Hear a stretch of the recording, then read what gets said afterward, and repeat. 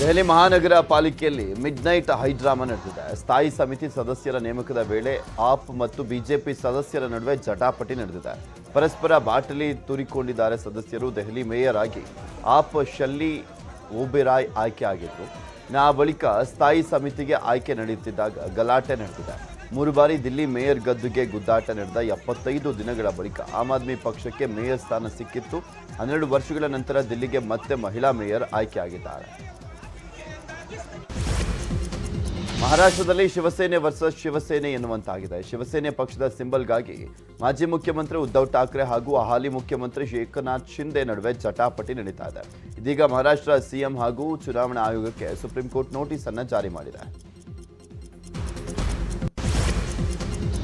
ಬಿಹಾರದ ಪರಿಸರ, ಅರಣ್ಯ ಮತ್ತು ಕ್ಲೈಮ್ಯಾಟ್ ಚೇಂಜಸ್ ಮಿನಿಸ್ಟರ್ ಹಾಗೂ ಆರ್ಜೆಡಿ ಲೀಡರ್ ತೇಜ್ ಪ್ರತಾಪ್ ಯಾದವ್ ಸಚಿವಾಲಯಕ್ಕೆ ಸೈಕಲ್ ಸವಾರಿ ಮೂಲಕ ಆಗಮಿಸಿದ್ದಾರೆ. ದಿವಂಗತ ನಾಯಕ ಮುಲಾಯಂ ಸಿಂಗ್ ಅವರನ್ನ ನೆನಪು ಮಾಡಿಕೊಂಡಿರುವಂತಹ ತೇಜ್ ಪ್ರತಾಪ್ ಯಾದವ್ ಪರಿಸರ ರಕ್ಷಣೆಗೆ ಸೈಕಲ್ ಬಳಸುವಂತೆ ಮುಲಾಯಂ ಸಿಂಗ್ ಹೇಳ್ತಾ ಇದ್ರು ಅಂತ ಹೇಳಿದ್ರು. ಉಕ್ರೇನ್ ಮೇಲೆ ರಷ್ಯಾ ಯುದ್ಧ ಸಾರಿ 1 ವರ್ಷ ಆಗ್ತಾ ಇರುವಂತಹ ಹಿನ್ನೆಲೆಯಲ್ಲಿ ಉಕ್ರೇನ್ ರಾಯಭಾರ ಕಚೇರಿ ವಸ್ತು ಪ್ರದರ್ಶನ ಏರ್ಪಾಡು ಮಾಡಿದೆ. ದೆಹಲಿಯ ಉಕ್ರೇನ್ ರಾಯಭಾರ ಕಚೇರಿಯಲ್ಲಿ ವಸ್ತು ಪ್ರದರ್ಶನ ಮಾಡಲಾಗ್ತಾ ಇತ್ತು. ಇನ್ನು ರಷ್ಯಾ ನಡೆಸಿದಂಥ ಯುದ್ಧ ಭೀಕರತೆ ಅನಾವರಣ ಮಾಡಲಾಗಿದೆ. ಪ್ರತಿ 3 ವರ್ಷಕ್ಕೊಮ್ಮೆ ನಡೆಯಬೇಕಿದ್ದಂಥ ಯಲ್ಲಾಪುರ ತಾಲೂಕಿನ ಪ್ರಸಿದ್ಧ ಶಕ್ತಿಪೀಠ ದೇವಮ್ಮ ದುರ್ಗಮ್ಮ ಜಾತ್ರಾ ಮಹೋತ್ಸವ ಕೊರೋನಾ ಹಿನ್ನೆಲೆಯಲ್ಲಿ ಆಗಿರಲಿಲ್ಲ. ಈಗ 5 ವರ್ಷದ ಬಳಿಕ ಜಾತ್ರೆ ಉತ್ಸವ ನಡೀತಾ ಇದ್ದು 9 ದಿನ ಯಲ್ಲಾಪುರದಲ್ಲಿ ಸಂಭ್ರಮ ಮನೆ ಮಾಡಲಿದೆ. ಉತ್ತರ ಕನ್ನಡ ಜಿಲ್ಲೆಯ ಯಲ್ಲಾಪುರ ಪಟ್ಟಣದ ದೇವಮ್ಮ ದುರ್ಗಮ್ಮ ಜಾತ್ರೆ ಉತ್ಸವಕ್ಕೆ ಲಕ್ಷಾಂತರ ಭಕ್ತ ಸಾಗರ ಸಾಕ್ಷಿಯಾಗಿದೆ. 9 ದಿನಗಳ ಕಾಲ ನಡೆಯುವಂಥ ದೇವಮ್ಮ ದುರ್ಗಮ್ಮ ದೇವಿಯ ಮಂದಿರದ ಜಾತ್ರೆ ದಕ್ಷಿಣ ಭಾರತದ ಸುಪ್ರಸಿದ್ಧ ಜಾತ್ರೆಗಳಲ್ಲೊಂದು.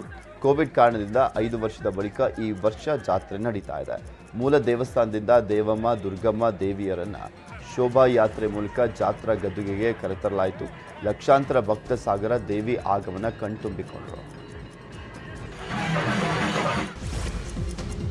ನಟಿ ರಾಖಿ ಸಾವಂತ್ ಸಂಸಾರದ ಗಲಾಟೆ ಗಂಭೀರ ಸ್ವರೂಪವನ್ನು ಪಡೆದುಕೊಂಡಿದೆ. ರಾಖಿ ಸಾವಂತ್ ಪತಿ ಆದಿಲ್ ಖಾನ್ ದುರಾನಿಯನ್ನ ಮೈಸೂರಿನ ನ್ಯಾಯಾಲಯಕ್ಕೆ ಪೊಲೀಸರು ಹಾಜರುಪಡಿಸಿದರು. ನ್ಯಾಯಾಲಯದಲ್ಲಿ ವಾದ ಪ್ರತಿವಾದ ಆಲಿಸಿದಂಥ ನ್ಯಾಯಾಧೀಶರು ಹೆಚ್ಚಿನ ವಿಚಾರಣೆಗಾಗಿ ಆದಿಲ್ ಖಾನ್ ದುರಾನಿಯನ್ನ 5 ದಿನ ಪೊಲೀಸ್ ಕಸ್ಟಡಿಗೆ ಒಪ್ಪಿಸಲಾಗಿದೆ. ಮುಂದಿನ ವಿಚಾರಣೆಯನ್ನು ಫೆಬ್ರವರಿ 27ಕ್ಕೆ ಮುಂದೂಡಲಾಗಿದೆ. ಈ ವೇಳೆ ಮಾತನಾಡುತ್ತಾ ರಾಖಿ ಕಣ್ಣೀರನ್ನು ಹಾಕಿದ್ದಾರೆ. 2023 ಐಸಿಸಿ ಮಹಿಳಾ ಟಿ20 ವಿಶ್ವಕಪ್ನ ಸೆಮಿಫೈನಲ್ನಲ್ಲಿ ಕಳೆದ ಬಾರಿ ರನ್ನರ್ ಅಪ್ ಭಾರತಕ್ಕೆ ಚಾಂಪಿಯನ್ ಆಸ್ಟ್ರೇಲಿಯಾ ಸವಾಲು ಎದುರಾಗಲಿದೆ. 5 ಬಾರಿ ಗೆದ್ದಿರುವಂಥ ಆಸ್ಟ್ರೇಲಿಯಾ ವಿರುದ್ಧ ಭಾರತ ಸೆಣಸಾಡುತ್ತೆ. ಕಳೆದ 5 ವರ್ಷಗಳಿಂದ ಅತ್ಯುತ್ತಮ ಪ್ರದರ್ಶನ ತೋರ್ತಾ ಇದ್ರೂ ಕೂಡ ಭಾರತಕ್ಕೆ ಈವರೆಗೆ ಪ್ರಶಸ್ತಿ ಗೆಲ್ಲಲಿಕ್ಕೆ ಸಾಧ್ಯವಾಗಿಲ್ಲ.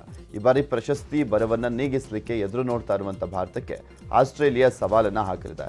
2020ರ ಸೋಲಿನ ಸೇಡನ್ನು ತೀರಿಸಿಕೊಳ್ಳಲಿಕ್ಕೆ ಭಾರತ ಹವಣಿಸ್ತಾ ಇದೆ. ಭಾರತ ಕ್ರಿಕೆಟ್ ತಂಡದ ಮಾಜಿ ನಾಯಕ ಸೌರವ್ ಗಂಗೂಲಿ ಅವರ ಜೀವನಾಧಾರಿತ ಸಿನಿಮಾ ಶುರುವಾಗಲಿಕ್ಕೆ ಸಜ್ಜಾಗಿದೆ. ಗಂಗೂಲಿ ಪಾತ್ರವನ್ನು ಬಾಲಿವುಡ್ನ ಖ್ಯಾತ ನಟ ರಣಬೀರ್ ಕಪೂರ್ ನಿರ್ವಹಿಸಲಿದ್ದಾರೆ ಅನ್ನುವಂಥದ್ದು ಖಚಿತವಾಗಿದೆ ಅಂತ ಹೇಳಲಾಗ್ತಾ ಇದೆ. ಕಥೆಯನ್ನ ಗಂಗೂಲಿ ಒಪ್ಪಿದ್ದು ಸದ್ಯದಲ್ಲೇ ಚಿತ್ರೀಕರಣ ಆರಂಭಗೊಳ್ಳಲಿದೆ ಅಂತ ಹೇಳಲಾಗ್ತಾ ಇರುವಂಥದ್ದು. ಇನ್ನು ಚಿತ್ರದ ನಾಯಕಿ ಯಾರು ಅನ್ನುವಂಥದ್ದು ಇನ್ನಷ್ಟೇ ಬಹಿರಂಗಗೊಳ್ಳಬೇಕಾಗಿದೆ.